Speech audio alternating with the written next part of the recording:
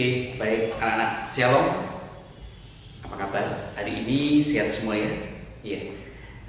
Anak-anak yang kasih Tuhan, kita ketemu lagi di Mapel Agama, terutama di agama Kristen. Di sini saya ngajar di kelas 12 dan kita akan masuk di dalam materi-materi yang ada di kelas 12 AK maupun MM. Baik anak-anak yang kasih Tuhan, sebelum kita sama-sama masuk di dalam pelajaran hari ini, mari kita sama-sama mengambil saat yang teduh. Anak-anak dipersilakan untuk berdoa. Silakan berdoa. Bapa Surgawi yang kami sembah di dalam nama Tuhan Yesus Kristus, kami datang ke hadirat kembali ya Tuhan, mengucap syukur terima kasih bila mana Tuhan telah mempertemukan kami kembali dengan anak-anak dengan keadaan sehat dan selamat. Ya Tuhan, kami mau belajar di kelas ini Tuhan. Kiranya Tuhan memberkati kami, menjaga kami, melindungi kami. Lebih-lebih berikan roh hikmat kepada kami semua Tuhan. Biar kalau kami bisa mengerti akan kebenaran firman-Mu. Ya Tuhan, ajari kami Tuhan untuk bisa melakukan yang terbaik dalam kehidupan kami ini. Biarkanlah materi-materi yang kami pelajari ini berguna untuk kami semua Tuhan. Ya Tuhan, kami serahkan semuanya di tangan kuasa-Mu. Tak lupa Tuhan, kami juga menyerahkan dosa dan kesalahan kami. Ambil segala dosa-dosa kami Tuhan. Ambillah kami, layakkan kami untuk menghadap Engkau. Ya Tuhan, berkati Bapak Ibu Guru, anak-anak kami semua yang ada di sini Tuhan. Biarkanlah damai sejahtera, kesehatan ada dari Engkau semua Tuhan. Maka dari itu kami serahkan Tuhan kepada Engkau. Di dalam nama Allah Bapa, Putra dan Roh Kudus, kami serahkan semuanya. Haleluya. Amin. Baik anak-anak yang dikasih dan mengasihi Tuhan, di sini materi di bab 1 itu berbicara tentang demokrasi dan hak asasi manusia. Bila mana nanti saya akan berjelaskan beberapa hal yang materi yang akan kita pelajari tentang hak asasi manusia yang berkaitan dengan firman Tuhan. Ya, nanti anak-anak bisa juga membuka di dalam materi yang akan saya kirim ke lewat grup kelas. Nanti anak-anak bisa juga melihat di situ ada beberapa materi yang bisa dicermati. Akan menunjukkan untuk poin-poin yang akan saya jelaskan di sini yang berkaitan dengan hak-hak asasi manusia. Baik anak-anak yang dikasih dan mengasihi Tuhan, pertama kali adalah hak asasi manusia yang disebut biasanya itu adalah HAM, merupakan hak yang dimiliki oleh setiap makhluk hidup, yaitu adalah ciptaan Tuhan, panjenengan dan saya. Ini adalah hak.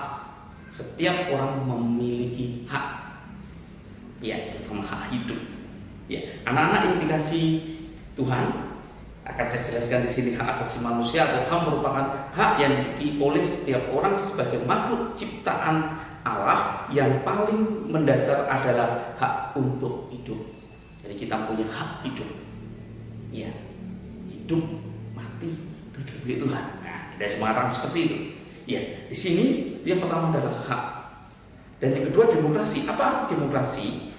Pemerintah yang bertumpu pada rakyat, artinya pemerintah dari, oleh, dan untuk rakyat. Demokrasi pada mulanya dipraktikkan di Yunani melalui pemerintahan negara kota.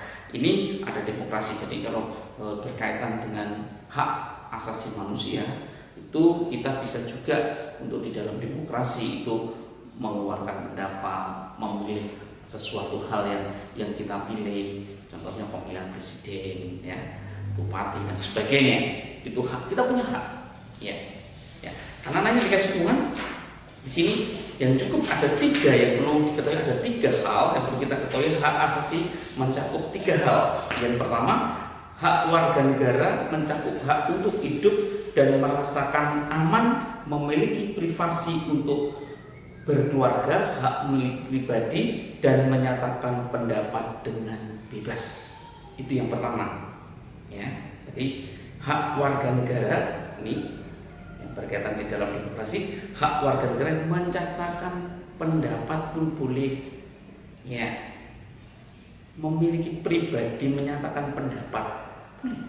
Yang pertama. Yang kedua, hak politik mencakup hak untuk bersifat, berserikat, membentuk pribadi politik, ikut serta memiliki dan dipilih dalam pemilihan umum. Itu ada di situ. Nanti bisa kalau ada pemilihan hak, Anda punya hak untuk memilih. Itu yang perlu diingat. Dan yang ketiga, hak-hak ekonomi dan sosial mencakup hak untuk bebas dari kemiskinan, hak untuk diterima dalam masyarakat dan bangsa-bangsa, dan hak untuk menentukan nasib sendiri. Jadi kita punya hak bagaimana ketika kita untuk menentukan. Dalam arti di sini ekonomi kita mau sukses silakan, boleh. Ya, mau berdagang boleh. Di sini ini diperbolehkan juga. Ya, di dalam ajaran Tuhan, kalau kamu ingin makan, bekerjalah. Itu ajaran Tuhan. Yang jelas sekali, kalau mau makan, bekerjalah. Jadi dalam hak di sini kita perekonomian, kita boleh, tidak dilarang. Asalkan tidak bohong gitu ya. Jangan itu tidak bohong. Ya, kalau seandainya contoh di sini anak-anak. Ada mau jual, anak-anak mau jual ballpoint atau ini pulpen di dalamnya ini, ya, jual spidol ya, semen, ya, contohnya seperti ini. Ini dalamnya ada 5, kamu bilang 10, ayo saya jual ini isinya 10, ada 5, itu ya nggak boleh karena itu bohong. Perekonomian yang dilarang. Tapi kalau ini kamu belinya dalamnya 5, belinya 50.000, kamu jual 55, boleh. Itu dagang. Tapi tidak boleh kalau ini ketika kamu berbohong di dalamnya. Anak-anak kasih Tuhan, ini berkaitan dengan ekonomi. Ya, bisnis boleh. Ya, ajaran Tuhan kalau kamu ingin makan, bekerja lah. Tidak apa-apa bekerja. Ya, bisnis, ekonomi. Ya, yang itu adalah hak ekonomi ya, dan sosial. Dan bagaimana sekarang kita akan belajar di dalam Alkitab, di dalam hak asasi manusia. Diajarkan oleh Tuhan, anak-anak yang dikasih Tuhan. Berbagai Alkitab menulis bagaimana manusia memperlakukan sesamanya secara tidak adil, menindas, memeras, dan merampas hak mereka. Ini yang tidak diperbolehkan oleh Tuhan. Saya ulang, dalam Alkitab juga ada menulis bagaimana manusia memperlakukan sesamanya yang tidak adil. Itu tidak boleh.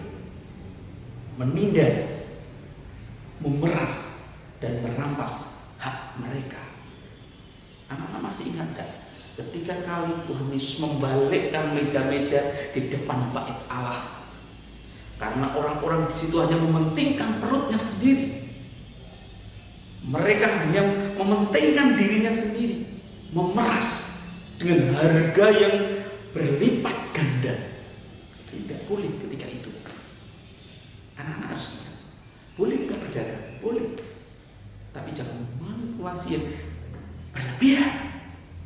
Di sini dikatakan bagaimana mereka melakukan sama secara tidak adil, menindas, merampas.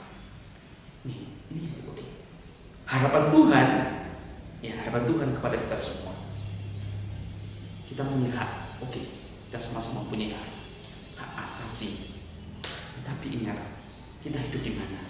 Dan Tuhan ajarkan bagaimana. Di dalam Alkitab Mazmur 133, ya saya ulang, Mazmur 133 ayat pertama dikatakan di situ, untuk kita hidup secara rukun. Apapun yang terjadi, semua memang punya hak, tetapi Tuhan mengajarkan kita tetap bisa untuk menghormati satu dengan yang lain, hidup secara rukun.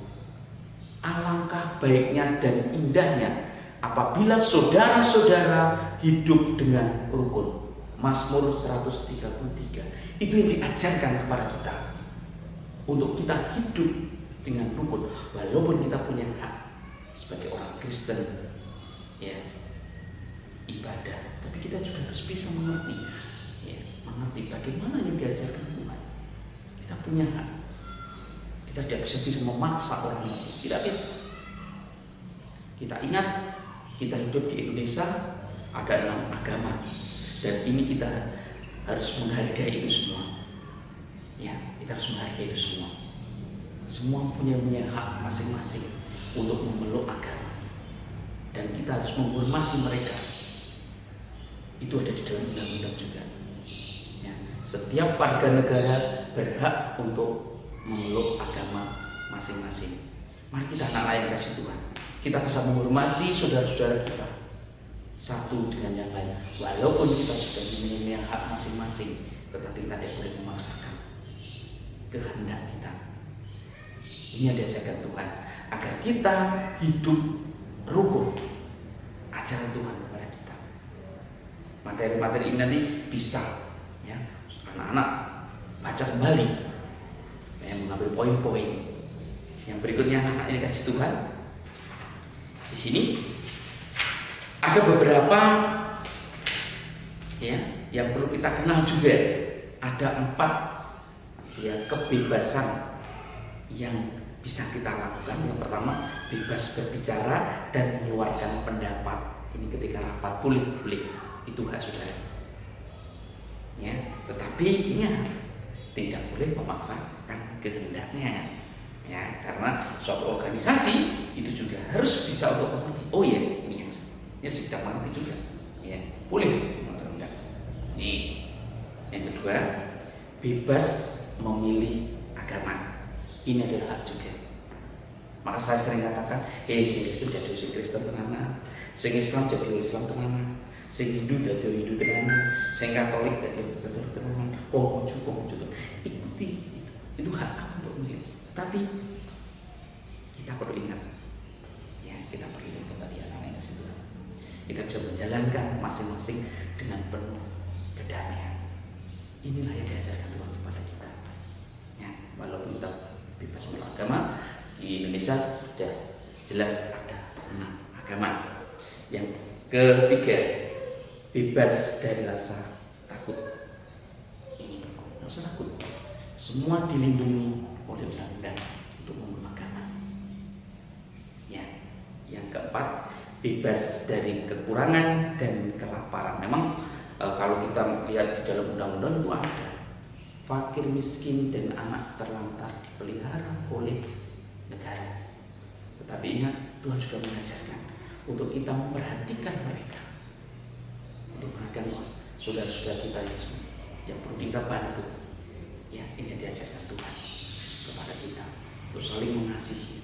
Karena firman-Nya di dalam Matius pasal 22, masih ingat hukum kasih?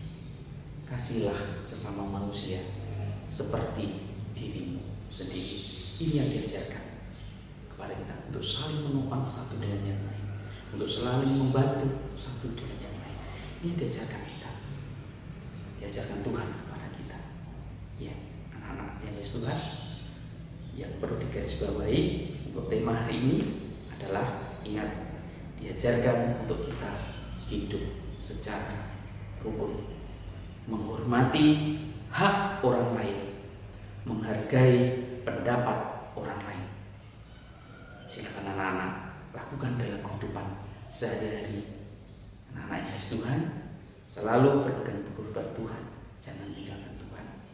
Dengan keadaan yang seperti ini, kita masih sama-sama merasakan ada pandemi yang bukan hanya Indonesia saja, tapi seluruh dunia. Jangan lupa anak-anak, jaga kesehatan, cuci tangan, dari pergi kemana pulang cuci tangan, dan jangan lupa juga selalu berdoa kepada Tuhan. Biarkanlah segera dipulihkan keadaan ini, biar kita bisa melakukan kembali aktivitas dan tidak rasa khawatir lagi. Tapi ingat, Tuhan selalu ada dan selalu menolong kita. Ya anak-anak, Tuhan, selamat untuk belajar. Tuhan memberkati.